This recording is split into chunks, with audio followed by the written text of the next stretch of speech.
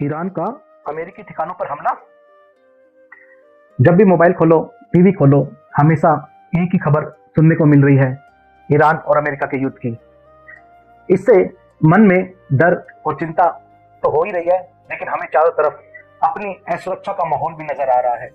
लेकिन हम यदि चाहें तो इन युद्ध की खबरों को एक अपॉर्चुनिटी बना सकते हैं, और वह अपॉर्चुनिटी है कि ये खबरें, ये युद्ध की खबरें हमें अपने प्रभु, हमें अपने आराध्य, हमें अपने इष्ट के और अधिक नजदीक ले जा सकती है, उनसे हमारा प्रेम बढ़ा सकती है। जी हाँ, सुनने में आपको आश्चर्य लग रहा होगा, लेकिन ये बिल्कुल भी असंभव नहीं है, क्योंकि हमने अपनी पुराने वीडियो में भी बताया था कि हमारे जीवन का मुख्य उद्देश्य, सबसे परम उद्देश्य, सबसे परम कर्तव्य क्या है कि प्रभु से प्रेम करना और प्रभु का स्मरण करना।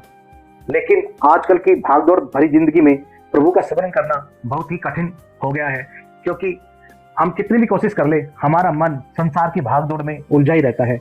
यदि अब ये युद्ध की खबरें जो हमें चारों तरफ सुनाई देने को मिल रही है, हम इसको एक अलार्म बना सकते हैं। जैसे ही हमें कोई युद्ध की खबर सुनाई देने को मिले, हमें तुरंत अपने मन को समझाना चाहिए कि ये युद्ध सिर्फ और सिर्फ भगवान की लीला है, उन्हीं की मर्जी से हो रहा है। युद्ध कोई नई बात नहीं है, युद्ध तो युगों युगों से होते आए हैं। सतयुग में देवताओं और असुरों का देवासुर संग्राम हुआ, त्रेता युग में राम और रावण के बीच में युद्ध हुआ, द्वापर युग में महाभारत का युद्ध तो आप सभी जानते हैं, जिसमें भगवान कृष्ण ने स्वयं अर्जुन से कहा कि जो भी हो रहा है सब मेरी मर्जी से हो रहा है। इसलिए हमें इन युद्ध की खबरों को देख करके, सुन करके ज्यादा चिंतित होने की जरूरत नहीं है। इनको हम प्रभु की भक्ति का एक अलार्म बना सकते हैं। हमें अपने मन को यह समझाना होगा कि जैसे हमें युद्ध या युद्ध की खबरें सुनने को मिले, हमें तुरंत उस खबर से हट करके, हमारा मन वहां से हटा करके हमें प्रभु के चिंतन, प्रभु के स्मरण, प्रभु के नाम जप में लगाना होगा।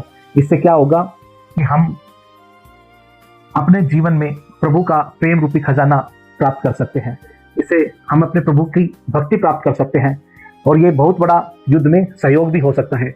हम इस भाव से अगर नाम जप स्टार्ट करें, इस भाव से अगर हम प्रभु का चिंतन करें कि हे प्रभु, इस युद्ध को आप रोकिए, संसार में दोबारा से शांति बहाल कीजिए और लोगों को सद्बुद्धि दीजिए, तो हम इस युद्ध में एक बहुत बड़ा योगदान दे सकते हैं।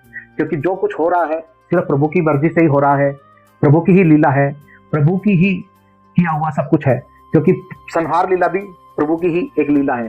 तो आइए, युद्ध की खबरों से घबराए नहीं, इनको एक अलार्म बनाइए प्रभु को याद करने का, प्रभु को स्मरण करने का, प्रभु से प्रेम करने का।